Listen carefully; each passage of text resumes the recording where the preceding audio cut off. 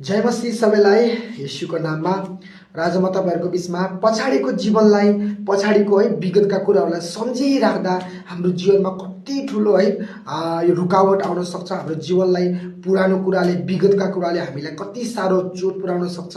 आज म तपाईँलाई यो विषयमा सेयर गर्न चाहन्छु। म तपाईँलाई किन यो सेयर गर्न चाहन्छु भनेपछि धेरैजना मानिसहरूले आफ्नो विगतको कुरालाई पछाडि बितिसकेको कुरालाई कहिले पनि बिर्सन सकेका हुँदैनन् र उनीहरूले आफ्नो जीवनमा धेरै कुराहरू गुमाएका हुन्छन्, कति अवसरहरू गुमाएका हुन्छन्। तर आज म तपाईँलाई बताउन चाहन्छु पुरानो कुरालाई हामीले कसरी छोड्ने, पुरानो कुरा विगतको कुरा हाम्रो जीवनमा घटिसकेका कुराहरूलाई हामीले बिर्स्यौँ भने, हामीले फर्गेट गऱ्यौँ भने हामीले कति आशिषहरू पाउँछौँ, कति राम्रो कुराहरू हाम्रो जीवनमा अझै छ भन्ने कुराहरू म तपाईँलाई बताउन चाहन्छु। आज म तपाईँलाई फिलिपीको किताब 13 अध्यायको 13बाट अनि 14बाट सेयर गर्न चाहन्छु। यहाँ यसरी लेखिएको छ, पछाडिका कुराहरू बिर्सेर र अगाडिका कुराहरूतिर जोडसँग लम्किँदै येशू ख्रिस्टमा परमेश्वरको स्वर्गीय बोलाहटमा पाइने पुरस्कारको निम्ति निशानातिर म जोडसँग अघि बढ्छु। सुन्नुहोस्, प्रेरित पावलले किताब फिलिपीको किताब 3 अध्यायको 13 र 14मा के भन्दैछन् कि पछाडिका कुराहरू बिर्सेर र अगाडिका कुराहरूतिर म जोडसँग लम्किँदै र परमेश्वरले मलाई स्वर्गीय बोलाहट के को लागि दिनुभएको त्यतातिर म पुरा ध्यान केन्द्रित गर्दैछु भनेर प्रेरित पावलले यसरी सेवकाईमा यसरी आफ्नो जीवनमा आफ्नो काम गर्दै थिए। तर आज म तपाईँलाई धेरै मान्छेहरूले आफ्नो यो विगतका कुरालाई बिर्सिन सकेका छैनन्, आफ्नो पछाडिका जीवनलाई बिर्सिन सकेका छैनन्, घटनाहरूलाई बिर्सिन सकिरहेका छैनन् अनि उनीहरूको जीवन त्यत्तिकै तहस नहस भइरहेको छ। उनीहरूको जीवन त्यत्तिकै दुःखदायी भइरहेको छ। तपाईँलाई थाहा छ प्रभु येशू ख्रिस्टले के भन्नुभएको छ?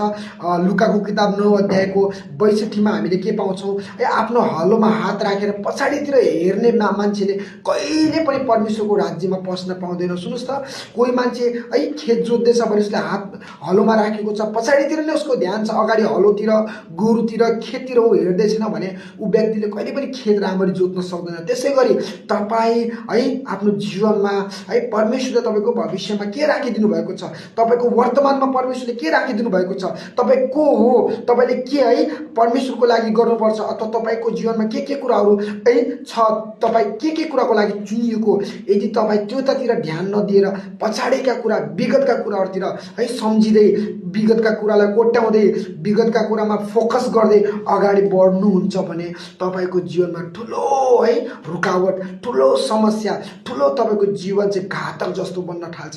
आज म तपाईँलाई उत्साह गर्न चाहन्छु। तपाईँले लुकाको किताबमा मैले तपाईँलाई भने 9 अध्यायको 62मा आफ्नो हात हलोमा राखेर कसैले खेत राम्ररी जोत्न सक्दैन। त्यसै गरी पुरानो जीवनलाई, पुरानो पछाडिको विगतलाई सम्झेर तपाईँ कहिले पनि अगाडि बढ्न सक्नुहुन्न। आज म तपाईँलाई एउटा घटना बताउन चाहन्छु। घटना चाहिँ म तपाईँलाई उत्पत्तिको किताबबाट लोतको श्रीमतीको विषयमा बताउन चाहन्छु। तपाईँलाई थाहा छ जब परमेश्वरले स्वर्गबाट आगोको गन्धकहरू बसाउँदै हुनुहुन्थ्यो त्यो सदोम र गमोरा, अनि परमेश्वरले लोतलाई भन्नुभएको थियो स्वर्गदूतहरूद्वारा कि तिमीहरू जब साँझ पख तिमीहरूले यो सदोम र गमोरालाई छोडिदिनु, अनि जब तिमीहरू छोड्छौ यो सदोम र गमोरालाई, अनि जब म आगो वर्षाउँछु तिमीहरूले सदोम अनि गमोरातिर पछाडि फर्केर नै हेर्नु। तिम्रो अगाडितिर तिम्रो श्रीमती, तिम्रो बालबच्चा, तिम्रो जो तिमीसँग जान्छन् तिमीहरू के गर्नु?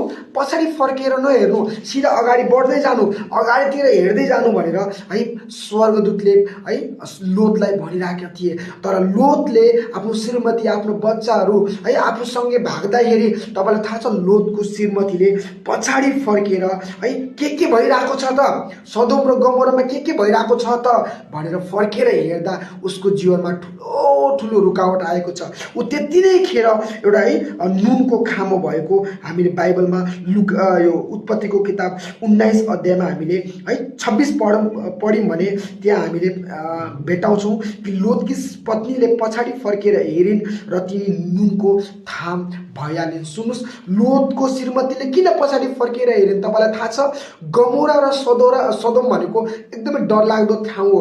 त्यहाँका मान्छेहरू घिनलाग्दा थिए, त्यहाँको वातावरण वातावरण घिनलाग्दा थिए, त्यहाँको नियम कानुन सबै भ्रष्ट भइसकेको थियो, यतिसम्म भ्रष्ट भइसकेको थियो, त्यहाँका मान्छेहरू यतिसम्म घिनलाग्दा थिए, त्यहाँको काम, त्यहाँको कानुन, त्यहाँका गाउँ समाज एरिया यतिसम्म घिनलाग्दा थिए कि त्यहाँको कुराहरू परमेश्वरको कानसम्म पुगेको थियो गरे। सदोम र गमोरा यस्तो यस्तो छ, यस्ता यस्ता पृथ्वीमा सबभन्दा घिनलाग्दा मान्छेहरू त्यही बस्छन्, त्यहाँको कानुन नियम सबभन्दा घिनलाग्दो छ, खत्तम छन् त्यहाँका मान्छेहरू, त्यहाँका मान्छेले बालबच्चा हेर्दैन, त्यहाँका मान्छेले है आफ्ना पराय हेर्दैन है, यति घिनलाग्दो कामहरू गर्छन् भनेर परमेश्वरको कानमा सदोम र गमोराको प्रत्येक मान्छेको कुरा पुगेको थियो।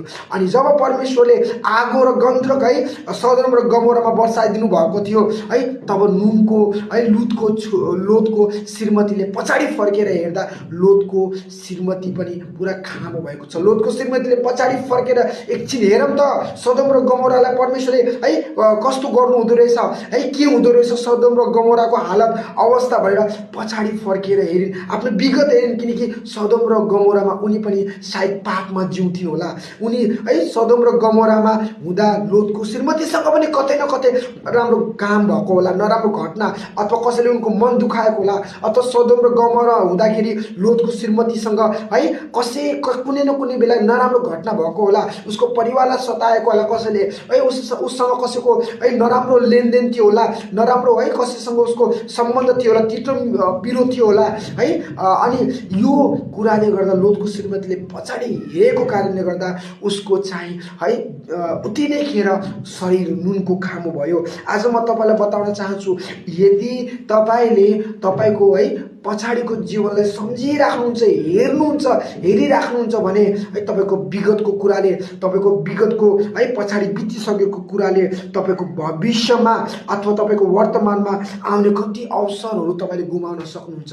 तपाईँको पछाडिका बितिसकेका कुराले, तपाईँको है घटिसकेका कुरालाई तपाईँले सम्झिराख्नुहुन्छ भने आउने अवसरहरू, आउने राम्रा कुराहरू जो तपाईँको वर्तमान जीवनमा आउन खोजिरहेको छ, त्यो सबै कुराहरू तपाईँले गुमाउन सक्नुहुन्छ है। यति मात्र होइन, तपाईँको जीवनमा मानसिक समस्या आउन थाल्छ जब तपाईँ पछाडितिर फर्केर हेर्नुहुन्छ, पछाडिको विगतका कुराहरू, घटनाहरू, तितो पिरो है अमिलो है मान्छेहरूसँग भएका कुराहरू अथवा तपाईँले अरूले मन दुखाएको कुराहरू सम्झिराखेर पछाडितिर है हेरिराख्नुहुन्छ भने तपाईँको विगतका कुराले, तपाईँको है विगतमा तपाईँले गरेका गल्तीहरूले, पीडादायी घटनाहरूले है जब तपाईँ सम्झिराख्नुहुन्छ त्यो गल्तीहरूलाई, त्यो पीडादायी कष्टहरूलाई है यस्तो यस्तो भएको थियो, यस्तो यस्तो मैले गल्ती गरेको थिएँ है, तब तपाईँलाई निराशा पनि हुन्छ भित्रदेखि, तपाईँको जीवन खल्लो हुन्छ, तपाईँलाई पछुतो लाग्छ।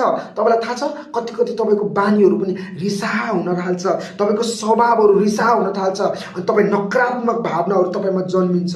जब तपाईँमा नकारात्मक भावनाहरू जन्मिन्छ, जब तपाईँको स्वभाव रिसा हुन्छ पुरानो कुराहरूलाई सम्झेर, तब तपाईँलाई यो कुराहरूले डिप्रेसन ल्याउँछ, एन्जाइटीतिर धकेलिदिन्छ तपाईँलाई। अनि म तपाईँलाई बताउन चाहन्छु, पुरानो कुरालाई, पछाडि बितिसकेको कुरालाई सम्झिराख्नु भयो भने तपाईँको जीवनमा ठुलो ठुलो रुकावट आउँछ। यसले व्यक्तिगत जीवनमा पनि असर पुर्याउँछ, व्यक्तिगत जीवनलाई पनि रोकिदिन्छ। थाहा छ तपाईँलाई विगतमा के भयो, पछाडि के भएको थियो, खालि त्यही विषयमा सोच्नुहुन्छ भने तपाईँले है नयाँ कुराहरू है अगाडिका कति कुराहरू, नयाँ कुराहरू तपाईँको जीवनमा जो आउन खोजिरहेको छ त्यो तपाईँले सिक्न सक्नुहुन्न, अगाडि बढ्न सक्नुहुन्न है। तपाईँको व्यक्तिगत प्रगतिलाई पनि तपाईँले पुरानो जीवनलाई हेरिराखेको कारणले गर्दा, विगतको कुरालाई सम्झिराखेको कारणले गर्दा, तितो पिरो है अमिलो अर्काको विरुद्धमा के कुराहरू सम्झिराखेको कारणले गर्दा तपाईँले चाहिँ आफ्नो प्रगतिलाई पनि है रुकावटमा पार्न सक्नुहुन्छ। अनि तपाईँलाई थाहा छ एकजना व्यक्तिले है कति मजाले के भन्छन्